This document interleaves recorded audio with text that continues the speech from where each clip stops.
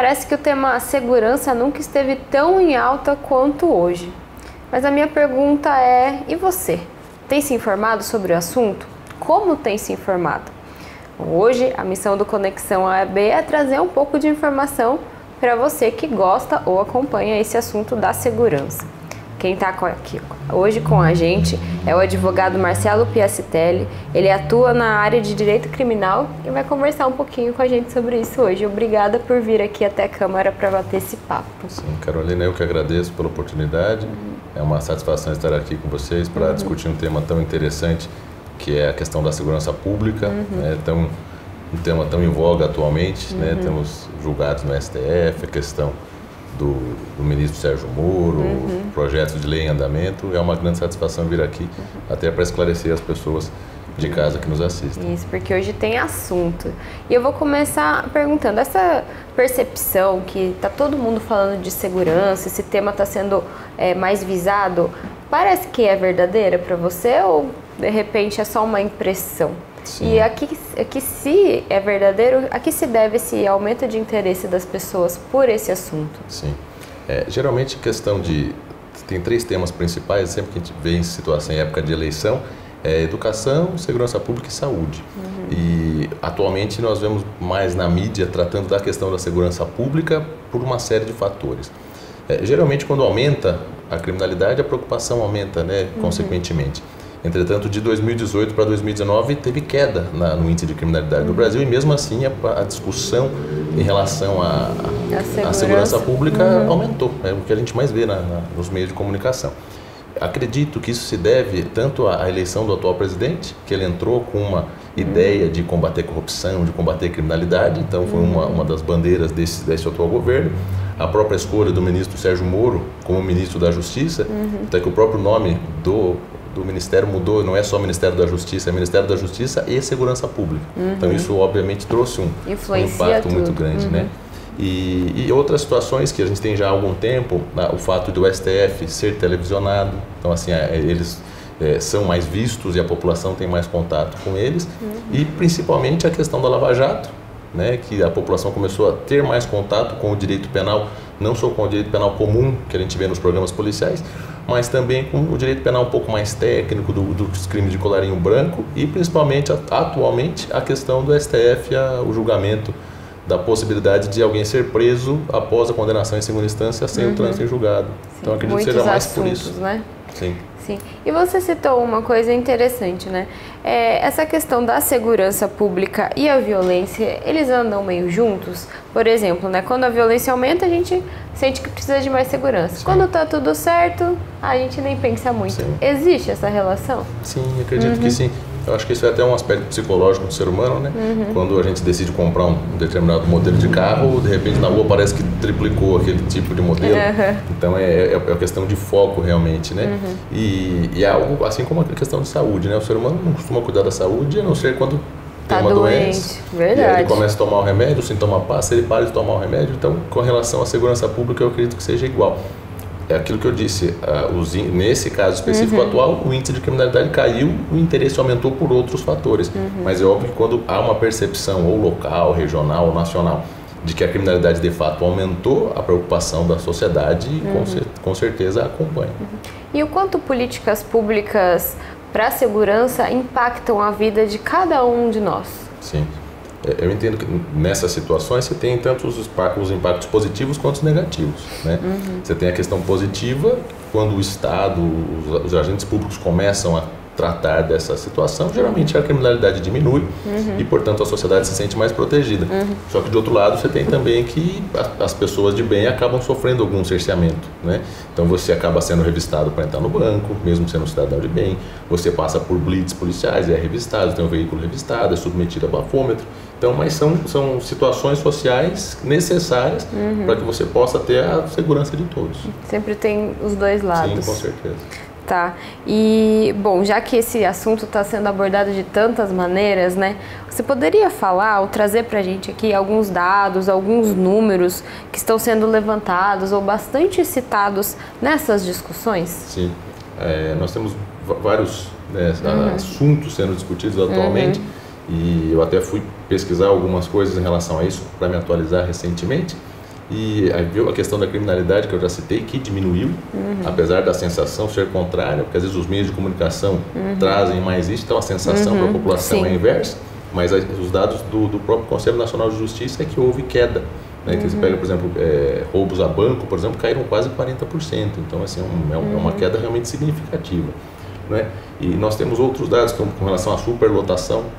Nós temos hoje aproximadamente 754 mil presos no Brasil e tem somente 415 mil vagas. Né? O problema de superlotação há algum tempo não estava tão grave, ultimamente andou piorando, e o que se acredita é em relação a muitas pessoas presas provisoriamente, pessoas que não estão cumprindo pena, mas estão presas por prisão temporária, prisão preventiva. Né? E outro dado estatístico é que em relação a essas pessoas que estão presas preventivamente, 37% delas no final ou são absolvidas ou são condenadas a uma pena que não é privativa de liberdade, ou seja, ficaram presas não tinha necessidade. Injustamente. E outro dado que é interessante em relação à prisão em segunda instância, que divulgaram muito um dado e depois quando se corrigiu não, é com relação ao STF, né? Se ele decidir que realmente não pode prender alguém antes do trânsito em julgado, eles disseram que há mais de cento e tantas mil pessoas, acho que 169 mil pessoas seriam soltas. Né? E aí fizeram um estudo agora, o próprio CNJ falou, não, na verdade, caso você tenha realmente aproximadamente esse número de pessoas presas provisoriamente, né? 169 mil, entretanto, a maioria delas está presa em decorrência de decretação de prisão preventiva. E mesmo que o STF mude o posicionamento, menos de 5 mil pessoas vão ser soltas e beneficiadas. Então, esse número, são dois casos diferentes. Sim, completamente diferentes. A gente vê pelos números que essa abrangência da segurança pública, né, é muito grande. Sim. A gente, para esse programa, a gente separou alguns temas, porque como a gente está vendo até aqui, é muita coisa, né? Então vamos falar do que mais está em alta, né? Começando pelo projeto anticrime, que é chamado, né, do pacote anticrime do Moro, do Sérgio Moro, que é o ministro da Justiça, como você falou. Então, quais são os principais pontos desse projeto? Sim, é um projeto bastante extenso, é um projeto que tem 34 páginas que tratam de alterações, principalmente no Código Penal, Código de Processo Penal e a Lei de Crimes Hediondos. Então, ele faz muitas alterações, muitas são criticadas, outras são aplaudidas. Questões principais que tem muita discussão. Nesse projeto, ele incluiu a questão da prisão em segunda instância, permitindo, e até recentemente ele retirou isso do projeto, ele mesmo disse que seria inconstitucional tentar alterar isso por meio de uma lei ordinária e não por meio de uma emenda constitucional. Ou seja, está lá no STF e também estava no projeto dele. E foi alguns dias atrás ele pediu a retirada desse trecho específico, dizendo que, e até a tramitação, ele disse que é para aguardar a decisão do STF, para verificar qual vai ser o posicionamento em relação ao projeto nesse ponto específico. Né? Você tem questão de produção de prova genética, né? Tem um dos trechos do projeto dele, é determinar que mesmo quem foi preso provisoriamente tenha compulsoriamente, mesmo contra a vontade da pessoa, retirado o material genético de modo não invasivo, talvez com saliva, o projeto não deixa isso, só diz que tem que ser algo indolor. E isso é discutível, né? Você tem a questão de não se produzir prova contra si mesmo, que vai ficar um banco de dados que para crimes atuais e futuros é possível identificar a pessoa. Você tem a questão da progressão de regime também, que você tem a pessoa começa no regime fechado, vai para o regime semiaberto, para o aberto, e ele restringe isso, né, principalmente em crimes hediondos, tortura e terrorismo. Não restringe a questão das saídas temporárias também, ele trata isso de maneira bastante restrita, e são pontos que às vezes, até que o STF já se manifestou sobre isso, como o início de cumprimento de pena obrigatoriamente em regime fechado para crimes mais graves. O STF já se posicionou anteriormente dizendo que isso é inconstitucional. Então eles têm vários pontos que são bastante discutíveis. Né? A intenção da lei é muito boa, mas tem alguns aspectos que às vezes descumprem a Constituição Federal. E o próprio nome do projeto diz que ele é um projeto anticrime, né? E segundo o ministro Sérgio Moro, seria para combater corrupção, crimes violentos e a criminalidade organizada. Esses pontos fariam esse combate? E aí também eu já, sem tomar os lados, né? Quais as polêmicas? Qual o lado favorável? Qual o lado desfavorável de quem analisa esse projeto? Que combateria, com certeza, se for aprovado do modo que está, independente da discussão com relação à constitucionalidade, legalidade de alguns pontos, é óbvio que vai ajudar no combate. Né? Você tem a questão com relação ao crime organizado, a determinação que se for alguém relacionado com um crime organizado, uma organização criminosa que tem envolvimento com o uso de armas, ele deve começar inicialmente a cumprir a pena em estabelecimentos de segurança máxima. Então você começa a isolar os responsáveis pelas facções. Deixa as penas mais duras. Sim, deixa as penas mais duras, dificulta a progressão de regime, estabelece que tem algumas penas serão cumpridas integralmente em regime fechado. Né? Então, obviamente que isso ajuda no combate à criminalidade pensando de uma maneira imediata. Né? Que eu tenho uma visão de que não adianta só combater a criminalidade sem trabalhar na questão da educação, saneamento básico, porque senão você fica ali enxugando o gelo e nunca resolve. Sim, né? entendi. E aí, pensando dos dois lados, os favoráveis é que Sim. combateria e os desfavoráveis O lado negativo são as questões de pontos que o STF já entendeu como inconstitucionais. Entendi. Que nem a própria lei de crimes hediondos, quando entrou em vigor, ela previa que os crimes hediondos seriam cumpridos integralmente em regime fechado. Isso quando ela entrou em vigor, em 1990. Posteriormente, o STF disse, não, isso é inconstitucional porque fere o princípio da individualização da pena. Deve analisar cada caso concreto, ver alguém que é mais perigoso, tem mau comportamento, não progride. O outro não, que tem, apesar da gravidade do crime, pode progredir. E aí o STF entendeu que era inconstitucional. Aí depois o STF alterou-se a lei e disse, não, então no regime não é integral fechado, ele é inicial fechado. Então todo mundo começa no fechado. O STF mais uma vez entendeu que é inconstitucional, falou, não pode dizer que é inicial fechado. Tem que ser analisar o caso concreto de acordo com o que o Código Penal determina para regime. E no projeto tem isso. E o STF já tem um posicionamento contrário. Então, muitas coisas que são rigorosas, talvez tenham até eficácia socialmente, só que ferem a Constituição. Então, Ou seja, a gente está falando no programa certo, né? Porque nem é avaliar o mérito, às vezes é avaliar a legalidade, sim. etc. Que eu até acredito que seja eficaz, mas dentro está no Estado democrático também, você não pode, que nem a tortura também seria eficaz, a pena de morte seria eficaz, você mata alguém, ele não pratica mais crime, mas a Constituição veda. Entendi. E em que pé que está a tramitação desse projeto? O projeto ele foi apresentado em fevereiro de 2019 pelo ministro, né, Sérgio Moro, e veio com muita força no começo, era um governo novo que entrou com uma força muito grande, né, a gente viu o Bolsonaro quase sem campanha, entrou com uma legitimidade social muito grande, o Sérgio Moro também com uma força muito grande que tem até hoje, e aí depois que o projeto foi apresentado, eles dentro do Congresso eles sentiu um pouco de dificuldade, até hoje a gente verifica isso. Quais aspectos que eu entendo que dificultaram? A questão daquelas denúncias do Sérgio Moro relacionado ao Dallagnol, troca de mensagens. Então, assim, socialmente a população aplaudiu, mas no âmbito jurídico, no âmbito interno, viu aquilo com maus olhos, né? E até hoje não estão falando muito mais disso. E principalmente a questão da reforma da Previdência. Esse projeto tomou muito prioritário. tempo. Pararam todo o resto, praticamente não se aprovou mais nada e ficou com foco nisso. Entendi. E o projeto perdeu muita força. Até está tramitando na Câmara, o Rodrigo Maia um mês atrás postergou por mais 30 dias a análise do projeto, então hoje ele está parado. Vamos dizer que está empacado. Está empacado. Entendi. E agora vamos mudar para outro projeto, né? Que não sei nem se é um projeto ou são decretos, está meio espalhado. É a questão das armas. Sim. Né? Então, primeiro, antes da gente entrar nessa, pode diferenciar porte de armas e posse de armas, para a gente ter essa informação básica para aí a gente entrar no assunto do armamento e desarmamento. Sim.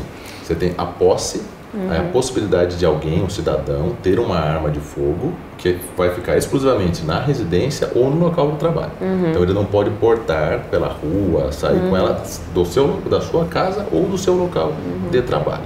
E tem a questão do porte, que o porte é de fato a possibilidade de ter em casa ou no trabalho e também portá-la em outros locais públicos ou privados. E hoje quem pode ter posse de arma e porte de arma? Sim, tem o Estatuto de Desarmamento, que teve o plebiscito antigamente, a votação foi para não desarmar, mas acabou vindo a lei desarmando a população. E como se pode hoje? A posse de armas é mais fácil de se conseguir. É um processo bastante rigoroso, mas é um pouco mais simples para o cidadão comum. Então, se você deseja ter uma arma em sua casa ou no seu local de trabalho, se você é responsável pelo local de trabalho, né, não pode ser um funcionário, tem que ser um gerente, um proprietário do local, você tendo mais de 25 anos de idade, né, tem que ter 25 anos ou mais.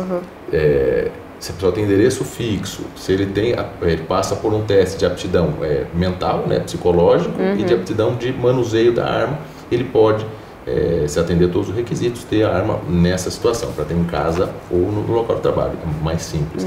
O porte não, para o cidadão comum não tem a possibilidade, você tem para membros das Forças Armadas, Forças Policiais, essas pessoas têm a possibilidade de porte, obviamente, para a questão de segurança. Sim, e isso é o que existe hoje. Sim. Então agora a gente tem essa discussão de ampliar esse porte, posse, enfim, quais são as propostas concretas que existem em relação a essa questão das armas? Sim, é assim que o presidente Bolsonaro ingressou, né, no cargo, ele, por meio de decreto, um decreto de maio de 2019, ele ampliou muito. Então incluiu dentro, além das pessoas das Forças Armadas, policiais, advogados, oficiais de justiça, uma série de outros cargos que poderiam também obter porte de arma.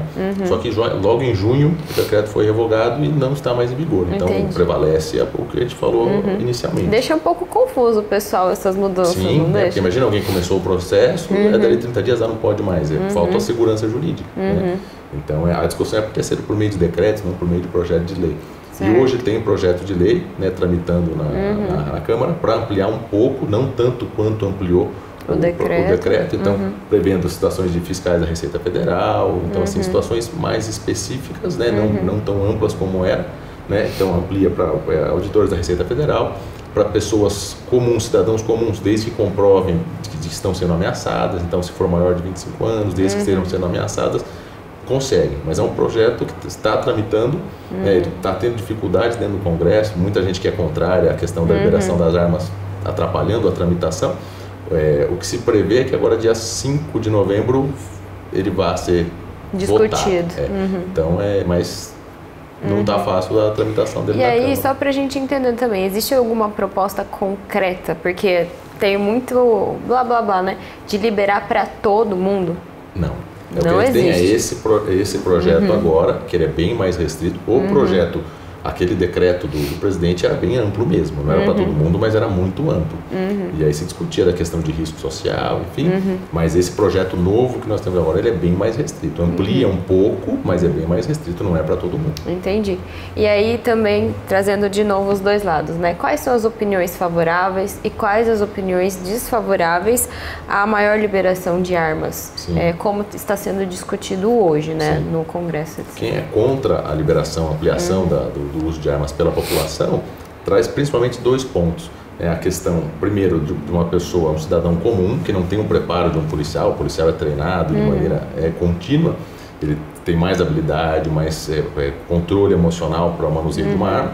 Então, uma briga de trânsito, por exemplo, que poderia terminar no máximo num xingamento, uma ofensa, troca de tapa, pode terminar na morte de alguém, porque a pessoa ali no momento do nervosismo, sem arma ela não vai reagir, a ponto de matar alguém. Agora com a arma é muito mais fácil, de saca a arma, um disparo, matou alguém.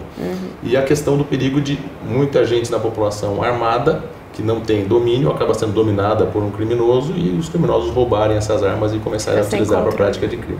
Então você vai facilitar o acesso de criminosos a armas de fogo. Então são os pontos contrários. O ponto favorável, que é o principal que se trata, é a questão da defesa pessoal. Porque o próprio Código Penal prevê que você pode se defender em legítima defesa. A autotutela no Brasil ela é muito restrita. Se você tem um problema, alguém te ameaça, você não pode ir lá e matar a pessoa, você tem que procurar a autoridade policial, tem crime de ameaça, então você não pode se autotutelar. Mas o Estado sabe que ele não está em todo lugar o tempo todo. Então você está numa chácara, num local afastado, se alguém entra com a intenção de te matar, você reage e mata essa pessoa, você age pela excludente da legítima defesa e não há crime.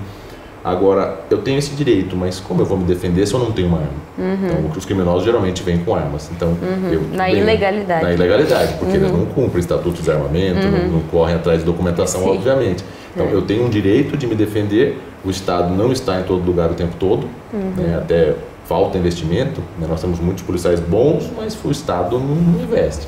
Então, até você acionar a polícia, chegar ao local, não deu tempo, às vezes é questão de segundos. E a questão, então, é essa da defesa pessoal, da possibilidade de eu reagir à altura a um criminoso que vem armado.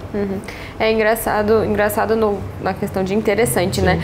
Que esses temas de segurança, muito mais do que outros que a gente já tratou aqui nesse programa, é polêmico pelo fato de ter uma parcela que é bem favorável, outra Sim. bem desfavorável para todos esses assuntos, Sim. né? Então, esse embate de ideias é constante. O direito penal, trata dessa situação mais emocionada, né? Às vezes eu vejo pessoas falando, reclamando de criminalidade, a criminalidade é muito alta, é um perigo sair na rua, aí eu pergunto, qual a última vez que você foi vítima de algum crime, algum parente, amigo seu? Ah, nunca fui. Então, que eu vejo na imprensa o que acontece, então o direito penal mexe muito com as pessoas, né? Sim. Eu queria ainda falar de 2 pontos ligados à segurança pública que também estão em pauta, né? O primeiro é a atuação policial, né? Que está sempre nas discussões. Sim. Tanto a atuação, que eu vou dizer, exagerada, né? Quando há o abuso da força policial. A gente viu até recentemente uma notícia lá de Manaus, que foram 17 pessoas mortas. Sim. São números altos, né? Mas também quanto à proteção dos policiais, porque a própria mortalidade na força policial no Brasil também é muito alta. Então parece que nenhum dos lados está saindo ganhando muito nessa situação. Então, existe alguma proposta para essas questões sendo discutida hoje? Sim, a questão policial é muito complicada. Né? Você tem a população que vê a polícia tanto pelo lado bom quanto pelo lado ruim. Você tem os maus policiais, como tem maus profissionais em todas as profissões, obviamente, que acabam sendo, é o que aparece. Agora, a maioria, que são os bons policiais, às vezes ninguém acaba noticiando. Que ganha mal, que tem as condições de trabalho. Principalmente aqui na Polícia Militar, que está na rua, né, com qual a condição que ela está, qual a condição da viatura, remuneração. A gente viu o governador Dória agora anunciou 5% de aumento para os policiais, né, sendo que há um déficit de aproximadamente 50% salarial ao longo dos anos, né, veio acumulando. Então, e não é só questão salarial. Não adianta pagar um salário alto para os policiais e ter viatura que não funciona, tem delegacias mal estruturadas, então falta pessoal, né? Você vai, tem delegacias aí que ficam fechadas à noite, então é uma falta, um apoio do governo, obviamente, isso, e principalmente no estado de São Paulo. Você vai em estados aí que tem menos aporte financeiro, só que tem uma condição melhor. O estado de São Paulo é um dos estados mais ricos do Brasil e o tratamento ou questão do policial é muito complicado. Mas questão de atuação. A gente vê, óbvio, exageros, questões de situações praticadas por policiais, que é isso que a mídia traz, geralmente, né? É o que chama a atenção, porque o normal é eles trabalharem bem, isso ninguém noticia, que é a grande maioria. Então, você tem hoje a Lei de Abuso de Autoridade, já está aprovada, publicada, ela entra em vigor no início de janeiro, que trata de algumas situações de abusos de agentes públicos em geral, inclusive de policiais. Tem muitos pontos bons, tem alguns pontos que se criticam nessa lei, mas eu acredito que a maioria é favorável, tanto é que a lei ela pune quem abusa. Né? A pessoa que age dentro da legalidade não vai ter problema com essa lei. Né? Alguns pontos foram vetados pelo presidente, o Congresso derrubou alguns vetos, outros permaneceram. Então, a lei é nesse sentido, não só para policiais, mas para agentes públicos em geral, mas se aplica aos policiais. E fora que se houver um abuso que é crime, ele é responsável pelo responsabilizado criminalmente, é expulso da corporação, enfim, acontece e já é bem tratado isso com quem pratica a ilegalidade. E aí vem a questão principal, que é o fato de como o Estado trata o policial a ponto de protegê-lo. Né? Isso é muito complicado, né? A gente não vê uma preocupação grande por parte do Estado com esse aspecto. Parece que cada policial é mais um número. E depende mais do executivo do que do legislativo nesse caso. Sim, geralmente você vê que no caso de São Paulo, seria tratando de polícia civil e militar, é do governador de estado. Investimento em viatura, colete, estrutura. Então isso falta. Né? Às vezes até treinamento. A polícia militar é muito bem treinada, mas às vezes falta uma situação real. Acontece uma situação e o policial acaba morrendo. Né? E aí o apoio que tem posteriormente, a família também, a gente vê, é bastante complicado. Então é uma situação, e esse aspecto eu não vejo ninguém tratando disso. A gente vê só mais números de policiais morrendo, e aí morreu, contrata mais e não há uma preocupação com isso. Né? A gente tem uma preocupação maior em coibir quem age de maneira ilegal, que é exceção, é uma grande minoria. E agora a grande maioria que trabalha bem, que está na rua ali, é só ônus. Né? Complicado, né? Sim. E a última questão também, que você já até pincelou quando a gente falou do projeto anticrime, é a questão carcerária, que daria para fazer um programa só disso, né? Mas eu queria focar no que puxa para a segurança pública, que o pessoal fala também bastante, que até tem a ver com a cidade aqui, qualquer cidade, que é a saidinha, né? Sim. Então, o que se tem falado sobre isso? Que é se acabar com a saidinha mesmo? A saidinha, né, que é a saída temporária, né, tecnicamente, explicar, né? Que chamada saidinha, chamada saidinha é a pessoa que ele está preso, ele está no regime semiaberto já, então não é para quem está no regime fechado. Se ele é primário, ele cumpriu já 1/6 da pena dele. Se ele é reincidente, ele cumpriu 1/4, tem bom comportamento. E aí é a possibilidade de sair ou para estudar, então ele sai para estudo e retorna, ou sair naquelas datas específicas, né, de Dia das Mães, Dia dos Pais, né, para poder começar a ter contato com a sociedade. E é importante entender o porquê existe isso, né, porque a sociedade vê e fala, não, mas ele está preso, pegou 20 anos e deu tanto tempo, já está saindo, está aqui, apareceu aqui em casa, né? E a ideia disso é de estudos de criminologia, dizendo que não adianta a pessoa ficar 20 anos presa e depois abre a porta e solta, né? Pensando na ressocialização até para a própria sociedade. Porque se ele fica 20 anos isolado e de repente solta, é uma pessoa que é mais perigosa para a sociedade. A partir do momento que você solta periodicamente, ele retorna, desde que ele já cumpriu um tanto de pena, já está no regime semiaberto, a possibilidade de ressocialização é um pouco maior ao final. Então a ideia é essa, né? Não é que é um benefício assim, sem motivação. Só que o que hoje em dia se vem realmente discutindo é de proibir as saídas temporárias. Né? E quais os motivos seriam? O próprio projeto anticrime do Moro prevê a restrição muito grande, né, para a questão de crimes hediondos, crimes mais graves, situação de pessoas reincidentes. Há um projeto, se eu não me engano, do Major Olímpio também para acabar com saidinha temporária. Então tem projetos em andamento nesse sentido, tanto o projeto do Moro quanto esse outro projeto de lei, com a ideia de acabar. Né? Eu acho que em algumas situações até seria plausível restringir um pouco, né? Até por questão social. Você vê a questão da Suzane Richthofen, que saiu nos Dia dos Pais e ela matou os pais. Não faz sentido, né? Então socialmente fica ruim mesmo. Então restringir essa situação, os Nardoni em relação ao Dia dos Pais também, né? Acusados de matar a filha. Então é uma situação que fica um pouco estranha, mas para outras datas eu não vejo com maus olhos. Né? O que se critica, né, quem é contra isso, eles falam assim, mas quando eles saem, eles praticam crimes, eles não voltam mais. E aí as estatísticas números, né? Então a estatística é de que a média sempre quando sai, 5% não retorna. Então 95% retorna. Então, pensando no âmbito jurídico, a legislação é feita para o que acontece na maioria. Teria que pensar quem são esses 5% para restringir para esse perfil. Fazer um estudo criminológico, ver quem são esses, o que eles têm em comum, para reduzir ao máximo esse número, porque você vai prejudicar 95% que está cumprindo, fazendo tudo certo, em decorrência de 5%. Né? Então tem um número, só que é muito baixo. Né? Se fosse um número alto, olha, 51% não volta, é muito grande. É aquela percepção de novo, né? Sim, porque acontece, é que nem sai alguém aqui na região estupra alguém, enquanto os outros saíram que não fizeram nada, né, e que voltaram. Então são dados que nos mostram que é um instituto que precisa ser aperfeiçoado, estudado para evitar que descobrir quem é esse 5%, o que eles têm em comum que possa tentar restringir, né? Mas é um instituto que eu acho que é válido e que deve continuar. A gente falou basicamente de 4, né, assuntos. Tem mais algum outro que seria importante a gente destacar, que talvez já tenha sido aprovado, algum projeto, alguma mudança recente? Sim, a gente tem duas questões. Desde o início do atual governo, lei penal processual penal praticamente não aprovou quase nada. Teve alteração pequena, assim, não pequena, mas uma alteração não tão significativa na Lei Maria da Penha, né, a questão de alteraram agora em 2019, se o agressor tem porte ou posse de arma, ele perde.